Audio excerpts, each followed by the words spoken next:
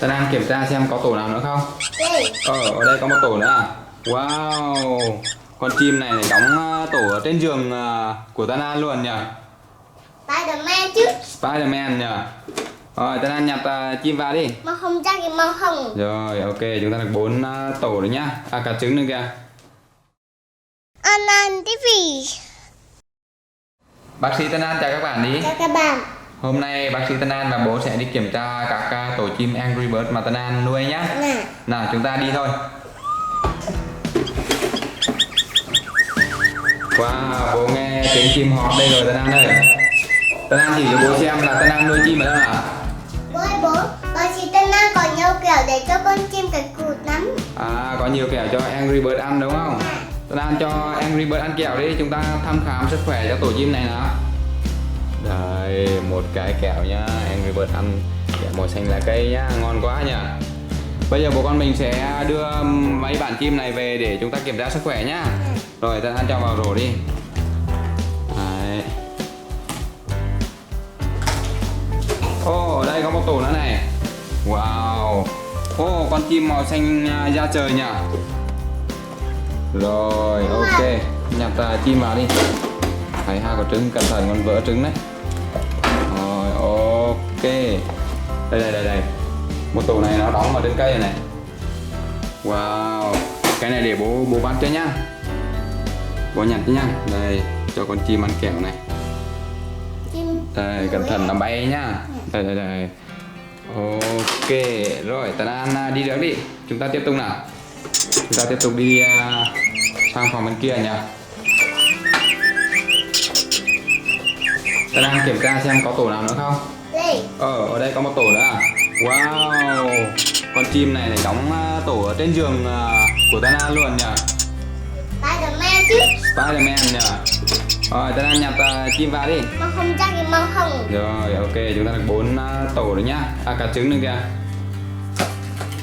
Ở đâu nữa nhỉ? Ở đây có một tổ nữa này. Wow, tổ này là chim màu xanh và trứng màu hồng này, để bố nhặt đi nhá. Con chim này khôn nhỉ, đỗ trên cây luôn nhỉ. Đây, cho vào đây nhá. Rồi chúng ta được 5 tổ rồi. Đi, tiếp tục đi. Tân An đi trước đi. Wow. Tiếp tục nào, chúng ta xem có tổ chim nào nữa không nào. Bác sĩ Tân An đi trước đi. Ở đâu? Ở ngoài kia có một tổ nữa à? Wow, chúng ta mở cửa ra để ra kiểm tra tổ chim kia nào. Tổ chim này ở trên cao này. Wow, một quả chim quả trứng này. Sao Angry Bird lại đẻ ra trứng siêu nhân này nhỉ? Đây bố nhặt cho. Rồi Tân An vừa cho chim ăn kẹo rồi. Chim không giận dữ nữa nhỉ. Đây. Wow. Rồi Tân An nhặt vào đi. Chim không giận dữ nữa. Và bây giờ Tân An sẽ thăm khám sức khỏe cho 7 bạn Angry Bird này nhá. Và có rất là nhiều trứng đây này. Và bây giờ Tân An khám cho từng bạn đi, xem là sức khỏe của các bạn ấy như nào. Tân An thích màu hồng. Tân An thích Angry Bird màu hồng đúng không? Thế Tân An nuôi chim Angry Bird lâu chưa? Rồi ạ. Thế à? Tân An làm tổ nuôi chim đúng không? Không được ăn thịt chim Angry Bird đâu. Đúng rồi, không được ăn thịt chim Angry Bird thôi nhỉ? Đâu nhỉ? Chúng ta chỉ khám thôi nhỉ? Rồi được chưa? Khám từng bạn nào. Nếu mà ăn đây bạn này trong này nhá, bạn khám bạn này đi, bạn màu cam này này. Nếu mà ăn thịt chim Angry Bird là một con chim Angry Bird chết đấy. Đúng rồi, ăn thịt là nó giận dữ đấy nhỉ. Rồi được rồi, khám sức khỏe cho từng bạn nào. Bạn đỏ nữa. Bạn này không có biển đâu. Không có bệnh gì đúng không? Sức khỏe tốt đúng không? Dạ, sức khỏe tốt. Rồi ok, rồi khám cho hai bạn xanh đi. Sức khỏe tốt. Đây, tiếp tục nào. Bác sĩ phải nhanh tay lên nhé. Cái tay không còn con này bị ốm đấy. Đúng rồi, nhanh tay còn các chú Angry Bird này bị ốm đấy. Các bạn này sức khỏe bình thường. Rồi. Các bạn. Rồi, 5 bạn này. 6 bạn sức khỏe bình thường. 6 bạn này. Rồi, bạn màu vàng nữa. Bình thường.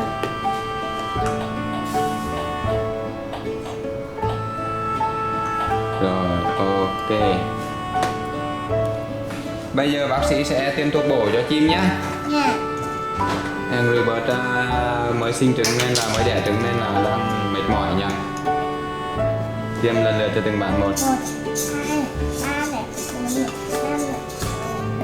Ok, 7 là bạn. 7 bạn được tiêm rồi đúng không? Tiêm thuộc bộ sức khỏe đây nha. Rồi, bây giờ chúng ta sẽ lần lượt bóc từng bạn một nhá. Xem ở trong bụng các bạn có cái gì không nhá. Tân An đang bóc chú chim Angry Bird đầu tiên. Xem là ở trong bạn này, trong bụng bạn này có cái gì nhỉ? Wow, trong bụng bạn có gì đây? Chim rán. Kẹo này, miếng dán hoạt hình nha. Ok, Còn phim Tân An hay bóc. đúng rồi. Còn thứ hai là con màu vàng nhá. Tí nữa chúng ta lại đi thả chim Angry Bird rồi về tổ nhá. Chúng ta chỉ khám rồi tí nữa chúng ta lại cho các bạn ấy về tổ nha. Wow, Đâu? cái gì đây ta? Cái gì đấy? Wow, đây là hình như là một con khủng long bay Tân An ạ. Rồi chúng ta để đây đã nhỉ. Tân An bóc tiếp nào. Tân An bóc tiếp con xanh lá cây.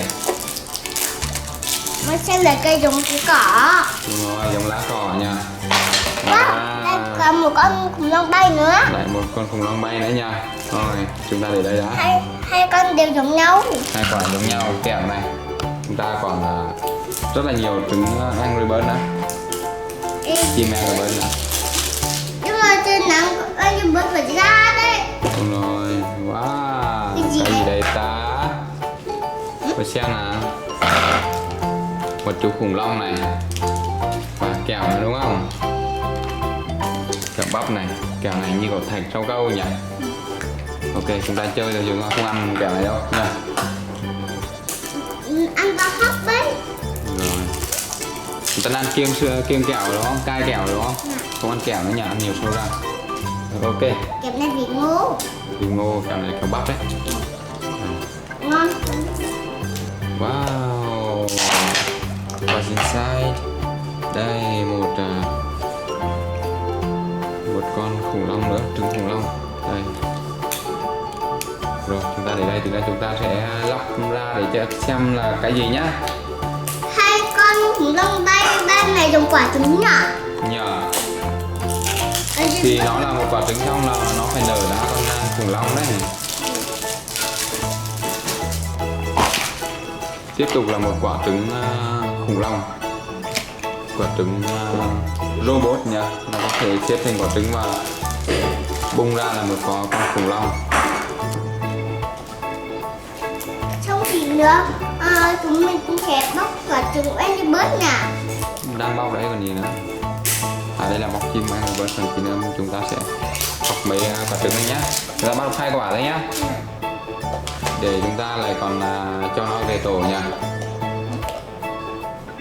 Ồ, cái gì đây ta? Ồ, một con khủng long màu vàng này. Dinosaur. Hai người sợ ẹt. Dinosaur egg. Đây là dinosaur egg. Rồi, bây giờ Tân An bóc quả trứng này nhá.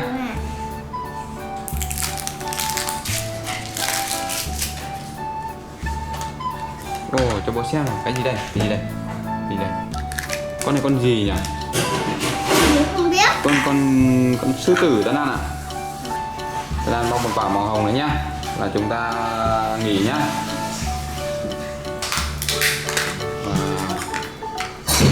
Xem vào trong này có cái gì nào. Đây là bánh quy đúng không? Bánh quy sô cô la sữa đúng không? Wow, bánh quy sô cô la sữa rất là ngon nhá. Bố để đây nhá. Wow. Wow, trong này có cái gì đấy? Ồ, một chiếc ta đang biết xe này xe gì không? Đây là Xe tăng. xe tăng. Xe tăng dùng để chiến đấu. Xe tăng rồi. Hôm rồi tôi nói Xe tăng này là bắn bùm bùm bùm bùm nhá. Xe tăng. Hôm rồi em muốn cười lắm đấy. Thế à? Dạ. Còn có một cái thìa để xúc bánh quy sô cô la này. Ok. Thế là chúng ta đã bóc được 7 con chim Angry Bird và rất là nhiều đồ chơi nhỉ. Kẹo này. Và còn có mấy quả trứng này chúng ta để chúng ta trả về tổ cho chim Angry Bird nhé. Nè. Rồi Tân An bây giờ chào tạm biệt các bạn để chúng ta đi cho chim Angry Bird về tổ nào. Chào tạm biệt các bạn. Hẹn gặp lại các bạn trong video lần sau nhé. Nè. các bạn hãy đăng ký kênh của An Anh nhé. Hẹn gặp lại các bạn.